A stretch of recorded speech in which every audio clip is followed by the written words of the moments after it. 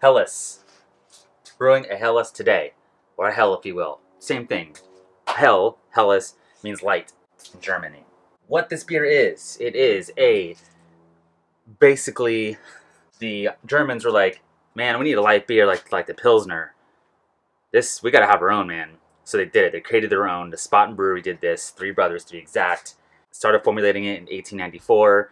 Released it June 20th, 1895.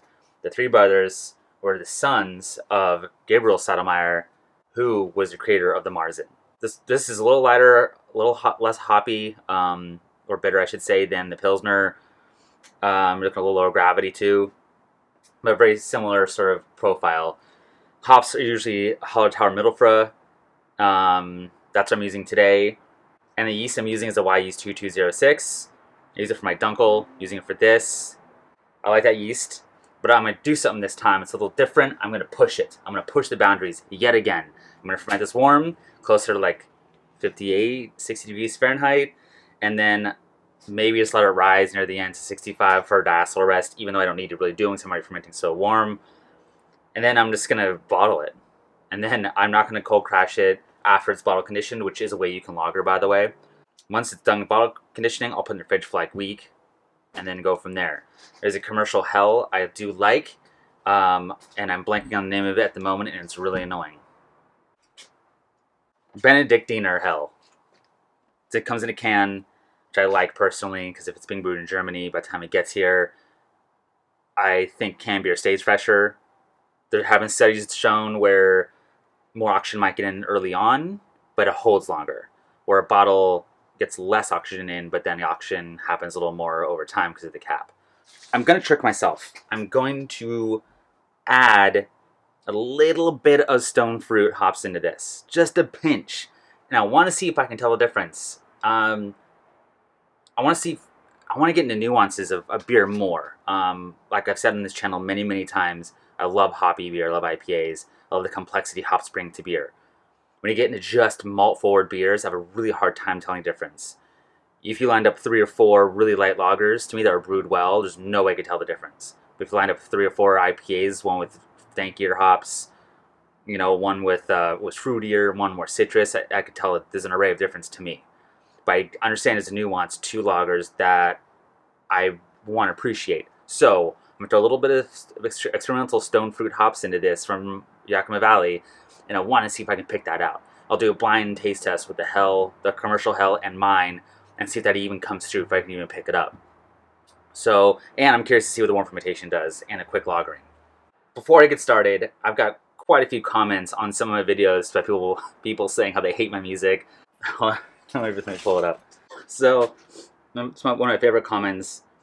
This is on the part 2 of my grocery store beer I made. Awesome. The music made me want to kill myself, but I love this project. There's another one too. I was trying to find it. I forgot what video it was, but it was something like, this music makes me want to put a screwdriver to my head. So, in honor of those people, I'm going to do no music for this video, just straight up brewing. Cut, next scene, doing something in the brewing process. There's dogs barking. 0.2 ounces of gypsum, 0.1 ounces of sea salt.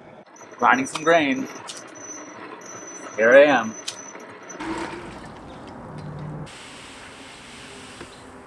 Targeting 152 degrees Fahrenheit at my mash. 1 milliliter of lactic acid to bring my pH to hopefully 5.3.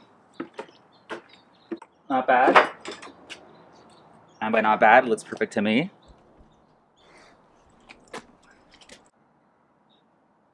So I take a pH reading usually within the first like 30 seconds of me mashing in. Pull off a sample, cool it down, some ice cubes, and a bowl of water. I've heard some people taking a sample, throwing it in the refrigerator for like 15 minutes and then trying it then. But at that point, a lot of the mash is converted. So if your pH is way off after that 15 minutes, then it's almost pointless to wait that long. So that's my 2 cents at least.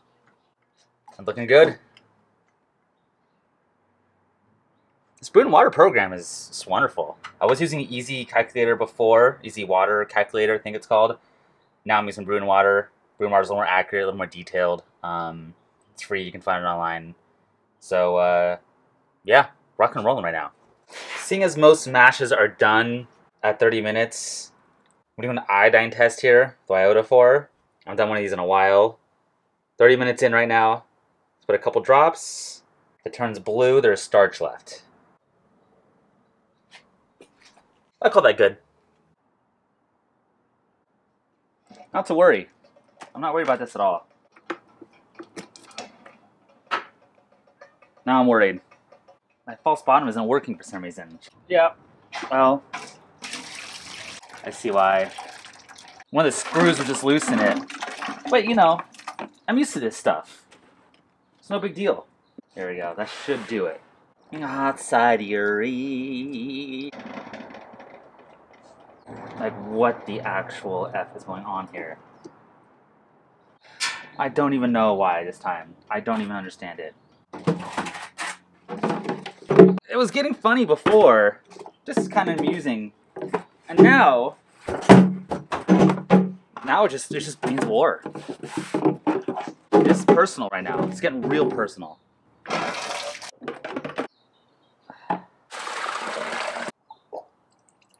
Yay! I know the rigging from this into this is not the best fit. It was working for a while. It's cool though, I'm not bitter at all. 1.5 gallons collected. I'm gonna start the boil. I'm also gonna take a pH reading. Normally I would cool this down to like a room temp to do a pH reading, but because I sparged with cold distilled water, I think it'll be fine to do it this way. I'm gonna go for a target of 5.2. That's where you want to be to get a nice protein break on this and have better stabilization later on. So I'm at 5.6. I'm going to add some lactic acid to this. I'm not sure the amount yet. I'll try 0.5 milliliter first and see what that gets me. 0.5 milliliter in a 1.5 gallon volume of wort dropped the pH by 0.3. It was at 5.5 actually. It dropped down by 1 and show that on the camera. So good to know. 1026, going for 1025. I put a little stone fruit hops in this, experimental stone fruit hops to be exact. And this is 15 minutes left in the boil, so I just want to see. I'm just so curious.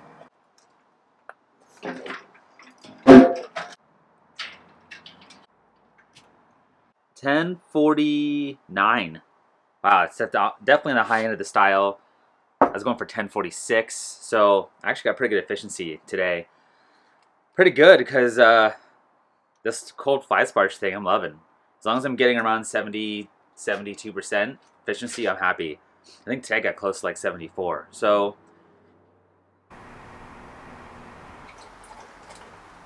all the calculators that I've run across say to do for what I'm doing 20 milliliters worth of slurry, but because it's a lager, I'm gonna go closer to like 30. And it's pretty fresh stuff here. So yeah, stay tuned for the tasting. Hopefully it's up in about a month or so, and we'll see the results. Until then, get out there, keep brewing, do your thing, get weird, and see you next time.